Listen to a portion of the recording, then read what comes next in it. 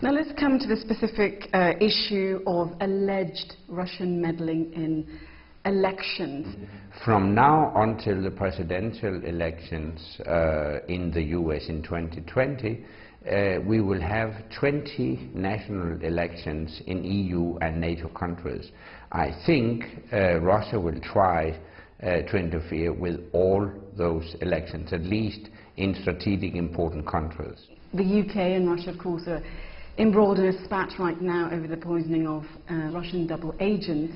So do you think the UK is taking the right approach with Russia? Obviously Theresa May, she now wants to enforce stronger sanctions, more targeted sanctions against Russia. Anything short of full solidarity would be considered a victory in the Kremlin. And this solidarity should not only be words and statements, but also concrete actions. My experience with President Putin is he needs to be confronted firmly and united. For instance, if we hadn't done anything, he could easily have taken eastern Ukraine as he did with Crimea. He illegally annexed Crimea into the Russian Federation. In this new world order, we have trade wars, we have despots and emperors.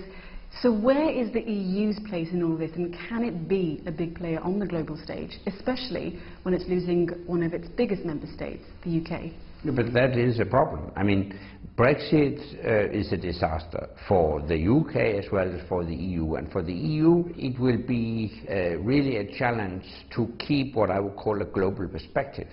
The EU, first of all, should get its act together, and the EU and the US should strengthen transatlantic bond. I'm strongly against this trade war, so I do hope the EU will be exempt from the US measures, and based on that we should reach out to the world's democracies.